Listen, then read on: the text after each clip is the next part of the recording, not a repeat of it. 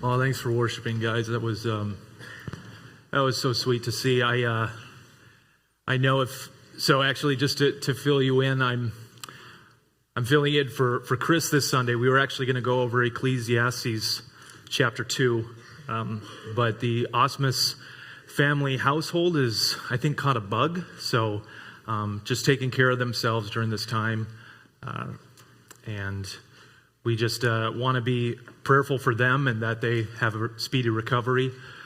What's good about Ecclesiastes is that it's not exactly chronological. You can kind of really start at any point because there's nuggets of wisdom in each section. So we will get to Ecclesiastes chapter 2 next week, but this week we'll be studying Ecclesiastes chapter 3. But speaking of Pastor Chris, he has always urged the pastoral team to lead in vulnerability and transparency. So before we dive into the book, I feel compelled to confess a condition that I have with the church body. I am indeed basic. It's mild, it's benign. I love the most basic thing about me. I love my pumpkin spice coffee in the fall. Who's with me? I'm the kind of guy who will be sitting with my legs crossed, warmly embracing my hot cup of basic from Starbucks, and say to a person across the table, like, I'm just going through a season right now. I may as well be wearing Ugg boots, and sometimes I'm not even sitting across from anyone at the coffee table. It's just me going, and just, talking to myself. So, but we've all heard the basic cliches. I'm going to pray on that. Or I'm going through a wilderness moment. Or my favorite, honey, you're just going through a season right now. Well, especially this last cliche can become basic to our ears. Cliches do come from somewhere. And especially the one, I'm going through a season right now, comes from the book of Ecclesiastes chapter 3, verses 1 through 15. So if you do have a Bible, go ahead and turn there with me. It is in the Old Testament.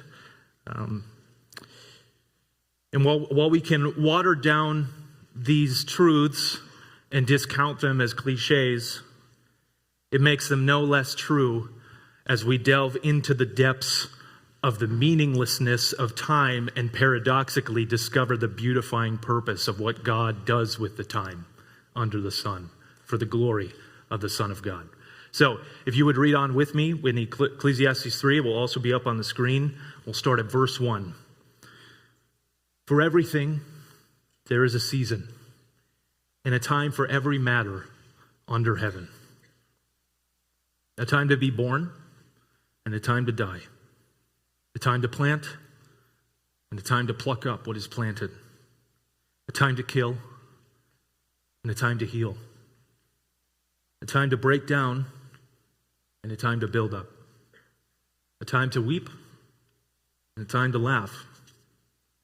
A time to mourn and a time to dance. A time to cast away stones and a time to gather stones together. A time to embrace and a time to refrain from embracing. A time to seek and a time to lose. A time to keep and a time to cast away. A time to tear and a time to sow. A time to keep silence and a time to speak. A time to love and a time to hate. A time for war and a time for peace. What gain has the worker from his toil? I've seen the business that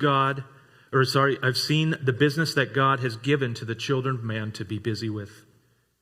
He has made everything beautiful in its time. Also, he has put eternity into man's heart, yet so that he cannot find out what God has done from the beginning to the end. I perceive that there is nothing better for them to be joyful and to do good as long as they live. Also that everyone should eat and drink and take pleasure in all his toil. This is God's gift to man. I perceive that whatever God does endures forever. Nothing can be added to it, nor anything taken from it. God has done it so that people fear before him. That which is already has been. That which is to be already has been. And God seeks what has been driven away. I want to first address the first 8 verses of this chapter, that there is every time and season under heaven. There's a sociologist by the name of Christian Smith who in the early 2000s wrote a book called Soul Searching: The Religious and Spiritual Lives of American Teenagers. In preparation for the book, he conducted more than 3,000 interviews of Christian youths in the U.S. to really get a read on what they were learning about God and what they thought about God.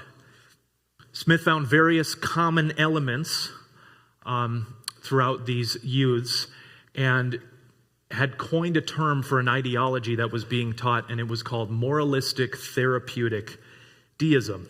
An emphasis on the word therapeutic. One of the central elements of this coined term is that God's central goal in your life is for you to be happy all the time. This idea about God was in harmony with secular culture at the time, with the positivity movement. The positivity movement encouraged that if you're going through a time of sadness, look on the bright side. And while that can be good in practice, with devastating intentions, this movement has tried to bypass or water down the painful experience, the painful times that we experience. Just as God has glorious purposes in the times of dancing, he also has glorious purposes in the times of mourning. Today, you may feel a pressure to be in a state of well-being all the time.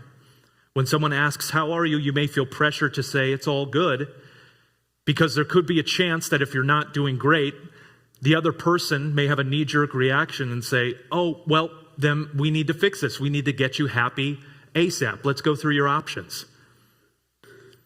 But what King Jesus is telling us in his journal is that there is a time for every matter in this fallen world, and to take comfort because there is a purpose for the time that you're experiencing right now. Or perhaps in your day-to-day life, you've seen the pendulum swing the other way, where people are tired of forcing themselves into a mode of positivity and tired of faking a smile during a time of sadness. I see this generation transitioning to an opposite outlook and dwelling in nihilism or prolonged sadness, where there is lean time for gratitude.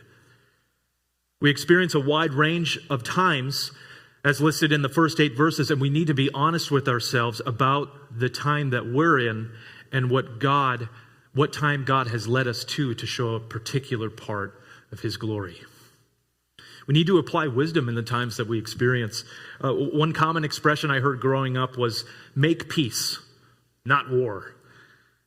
You'll hear from groups communicating simple statements lacking wisdom that there is never, ever, ever a time for war. All war is unnecessary. When in verse 8, God's word says that there is a time for war. He's declared it even in the Old Testament. He's declared holy war on peoples, right? What should we have done about the Nazis who were exterminating an entire nation of people? We can't declare peace with injustice. We needed to declare war, and wisdom needed to be applied to the time at hand. The Holy One who dealt most wisely with time and timing was Jesus. There are several instances in the gospel where he states that his time or hour had not yet come. And what time was he referring to when he said that? The time that he was referring to was when he would suffer on the cross for his people. The very time that he was sent for. One instance of beautiful timing from the Lord Jesus is when he raised Lazarus from the dead. When Jesus approached a dead Lazarus, Mary fell at the feet of Jesus weeping. And in John 11, it says, Jesus was deeply moved in his spirit and was greatly troubled. Some of you may have heard this verse before, one of the shortest verses in the Bible. Jesus wept. When he sees Mary weeping, he weeps. Now, if you don't know the story, Lazarus had been dead for 4 days, and Jesus raises Lazarus from the dead moments later after Jesus arrives. So why does Jesus weep with Mary instead of telling Mary in that moment, stop crying and jump for joy, because Lazarus is going to be alive in a few minutes, right? Jesus doesn't do this because it wasn't time yet. It wasn't time to rejoice. It was time to weep. When you're going through something hard, have you ever had a well-intentioned friend attempt to comfort you in the midst of your suffering and say something like, why are you sad? Don't you know that for those who love God, all things work together for good, the thing that you're sad about? And in the moment, if you receive that counsel, you may feel worse from having a truth applied to your life. And why? It's not like it wasn't the right truth, but it wasn't the right time to say the truth. Romans 12:15 says, rejoice with those who rejoice, and weep with those who weep. We take the example of Christ and apply wisdom to the time that is before us. To my fellow fellas, the men of God in this room, something we need to work on is when you're talking with your spouse and she's pouring out her heart or struggling with something, we need to ask ourselves in that moment, is it time to give solutions or is it time to listen?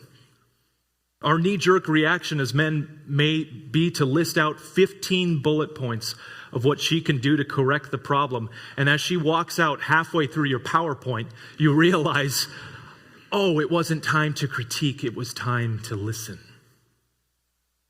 For everything, there is a season and a time for every matter under heaven. Now let's move on to our God-given task. In verses 9 and 10, it says, what gain has the worker from his toil? I've seen the business that God has given to the children of man to be busy with. How are we spending our time? I know that there's an inflamed version of the American dream that says if you're not working 60 to 80 hours a week, you stink and you're not doing it right. Go to places like New York City and spend 5 minutes just walking around in the city, and you'll quickly realize that it's a frenetic race to nothing. It's such a beautiful display of ecclesiastical nothingness of what little gain there is when you spend all your time with busyness. You ask almost anyone who's obsessed with wealth, like, hey, what time is it? And they'll say, it's time to get to work, son. And you go, can we make this proportionate? There's a time for more than just busyness. And we all know where this leads to, this frenetic busyness. The only gain that you'll receive is the infamous cliche, right? When you're on your deathbed, you won't be thinking about how much more time you should have spent at the office. But verse 11a says, he has made everything beautiful in its time. Everything. Every time or season that you have experienced has two main beauties to it. There is beauty in the time itself, which we would call the silver lining. And there is beauty that is displayed after the time has passed. Even in the New York imagery, your time in that city will be a rat race. Where's the beauty in that time? Well, the meaninglessness of the times we experience point to the ultimate meaning that is only found in God. We go through every day experiencing the meaninglessness and the monotony of all the times and seasons under heaven for the ultimate purpose of getting to a point where every human being has to ask themselves, what is the meaning in all of this meaninglessness? Now, when you come across that question, you can choose to suppress it. As Paul says in Romans 1, that we all suppress the knowledge and truth that God is the greater being that we are seeking in the busyness. Or you can address that question. And while it may be scary to ponder, It's the start of meeting the meaning that you've been searching for that's only found in Jesus. He has made everything beautiful in its time. Every time. The time you failed your driver's test, the time you won the raffle, the time your child was born, the time your child was sick, the time that you got in an accident on that four-wheeler, the time you graduated from college, whatever you experience, God is making it beautiful. How is he making all of those times beautiful? We don't really know, actually. We don't know fully. As it reads in the rest of verse 11, it says, he has made everything beautiful in its time. Also, he has put eternity into man's heart, yet so that he cannot find out what God has done from the beginning to the end. You guys know tapestries? It's a thing you sew and there's a pretty picture on it. I know today, we sell NFTs for 40 grand, but in a tapestry, there's just a pretty picture on the front of it, and it should be up on the screen here. Oh, that's pretty. God is the creator, and God is the artist. He is knitting you and investing the time in you to transform you into the beautiful image of his Son, Jesus. But while you're still on this earth, the work of the tapestry, the image, is not finished yet. And like every artist, what happens when you try to look at the art too early?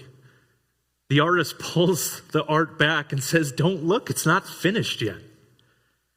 Even if you do sneak a peek, you may not even be able to tell what the image will be. And you'll have questions like, what's that line over there? What's that weird shading over here? I don't really like this part. And yeah, it's because it's not done yet.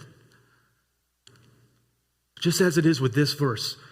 Also, he has put eternity into man's heart, yet so that he cannot find out what God has done from the beginning to the end. There is an eternal longing in each of our hearts to truly see the final purposes and glorious plans of God Almighty, but we cannot find it out. The image of our life and the image of the whole world, where everything is beautiful in its time, is not finished yet.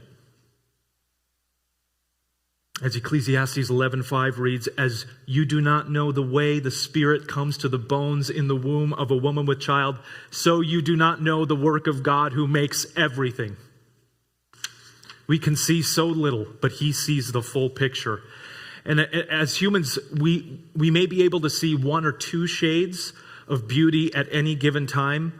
The Lord who makes everything, who is also very, very good, sees the fullness of beauty in every time that has ever passed and ever will pass. He sees the finished work of the tapestry. The part of the tapestry that we see and are probably more focused on is if you flip over on the back and it looks like this monstrosity.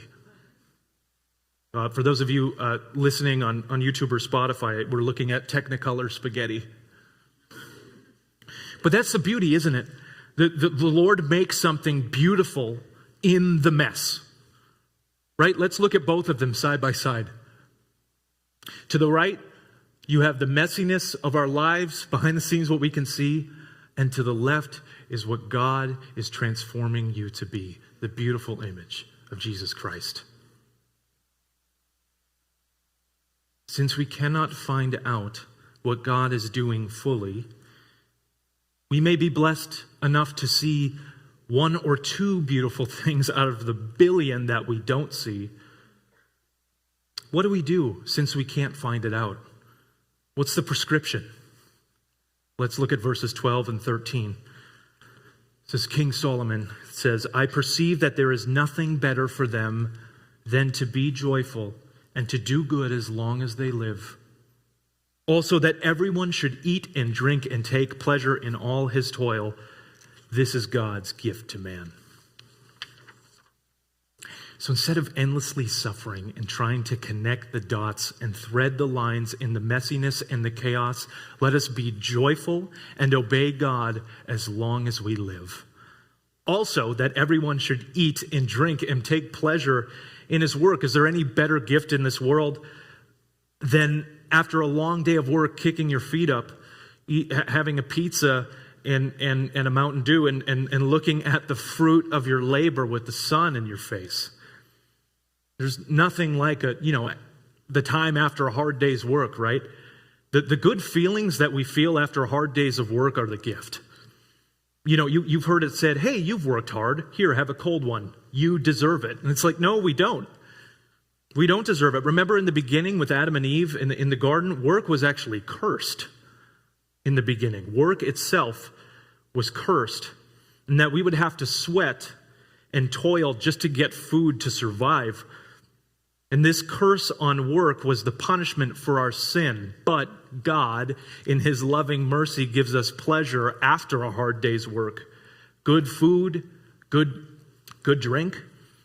You get endorphins after you work out really hard. Those don't need to be there. God could have made food taste like gruel or my mother's cooking. And I'm totally kidding, by the way. I'm completely kidding. Her penne alle vodka is a treasure. But instead he gives us ribeye steak. He gives us chili fries. He gives us wine. He gives us kombucha. And the endorphins thing is still crazy to me. I would never work out if I didn't feel good afterwards. Because of God's goodness, we don't just survive from our work. We have pleasurable moments in which we thrive on the goodness of God. What mercy. And this is what Solomon is perceiving in God's goodness. Since we can't figure it all out, we might as well enjoy the gifts that God has given us and trust in him and obey him and love him. What else does Solomon perceive? Let's look at verse 14. I perceived that whatever God does endures forever. Nothing can be added to it, nor anything taken from it. God has done it so that people fear before him. Whatever God does endures forever. What does that mean? It means every time that we experience has been ordained by the full counsel of God. Ecclesiastes 1:11 reads that God works all things according to the counsel of his will. What he wills and how he acts cannot be added to or taken away from. The fact that we can only find maybe one or two things that God is doing in the times of goodness and in the times of grief out of the infinitude that he is working with should leave us trembling in fear at his great power.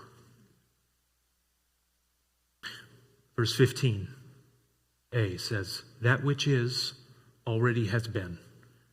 That which is to be already has been. What has been decreed in the eternal mind of God is now accomplished, and what is in the future has already been in his decrees. This verse also speaks to what we see naturally in the world.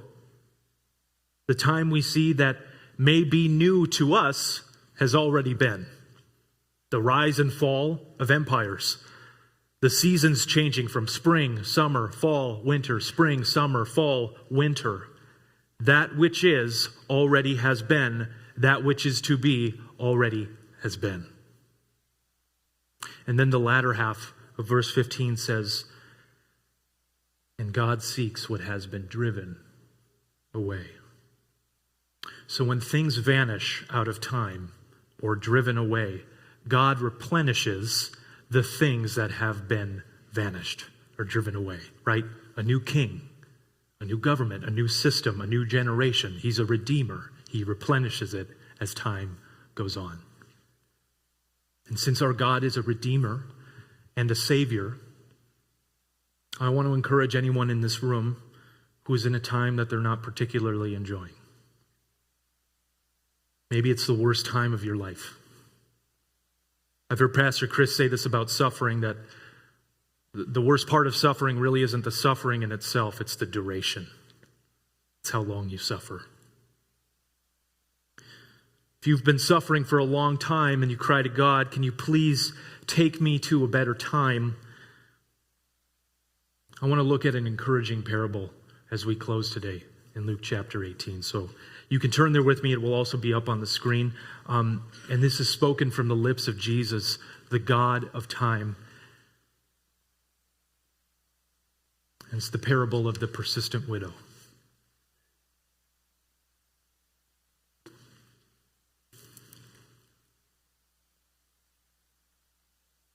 And he told them a parable to the effect that they always ought to pray and not lose heart. He said, Jesus said, in a certain city there was a judge who neither feared God nor respected man. And there was a widow in that city who kept coming to him, saying, give me justice against my adversary. For a while he refused. But afterward he said to himself, though I neither fear God nor respect man, yet this widow keeps bothering me, I will give her justice, so that she will not beat me down by her continual coming. And the Lord said, hear what the unrighteous judge says. And will not God give justice to his elect who cry to him day and night? Will he delay long over them? I tell you, he will give justice to them speedily. I've read this parable to stir myself to a deeper sense of prayer and to not lose heart. Jesus' eloquence and love is unmatched, and I find great comfort in this parable. But one thing I didn't understand in this parable was the timing. You see in verse 8 that God will give justice speedily. Now, when I think of speedily, I think of a microwave. I think 17 seconds. Okay, God, serve me justice. However, you look at verse 7, and it says that he gives justice to his elect who cry to him day and night. Seems a lot longer than speedily. Which is it? How long do I need to wait for resolve? Day and night or speedily? Day and night just seems so much more recurring and slower than speedily. It seems like endlessly suffering, waiting for an answer. How do we reconcile the different timing listed in this passage? How do we not lose heart when we are praying for a new or better season and it feels like it's not coming at all speedily? And I believe the answer is found in Isaiah chapter 60, verse 22. It reads, I am the Lord. In its time, I will hasten it. A rendering of this verse would be, I am the Lord. In its time, I will act speedily. The first part of this verse is so crucial in acknowledging the sovereignty of the great I am. We can't forget the one who is in control of the time that we experience. We are waiting on the Lord's timing, and when the time does come, he will act speedily. It's the exact same thing when we hear about Jesus' return, right? Jesus is coming soon. Well, how soon? We don't know. That's the Lord's timing to figure out. We're waiting on the Lord's timing, but when the time does come, how quickly will we be changed? We will be changed in a moment. 1 Corinthians chapter 15, verse 52 says, in a moment, in the twinkling of an eye, at the last trumpet, for the trumpet will sound, and the dead will be raised imperishable, and we shall be changed. The Lord is patient in his timing, but you must also know that he is eager to act speedily when the time comes and give his people justice. How fast does he want you to be transformed and want all to be right? In the twinkling of an eye, but it is in his perfect timing in which we will see the finished work of the Lord that we cannot find out. and we will stand in awe at his glory forever and worship him for his workmanship of the finished tapestry. There was a long, long time when I was praying for God to give me a spouse. 12 years long. And I cried to God all the time, like day and night. Yeah, like the widow. And it just felt like I was never going to meet her. Now I'm happily engaged to a wonderful, beautiful, God-fearing woman, and her name is Rachel.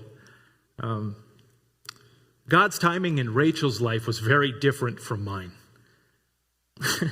She got alone with the Lord and cried to him, "Lord, shove my future husband in my face." And the next day is when I introduced myself and asked her out for coffee. Talk about speedy. It's kind of a ripoff, to be honest. I'm like 12 years versus you just pray. I'm kidding, no. But God's timing is different for every soul in this room. But we can cling to his perfect timing and know that when the time comes, he will act. If there's one simple verse that I would want you to take away from this message, to meditate and to fix your mind upon, it is Psalm 31, verse 15. My times are in your hands. Now it's time to pray.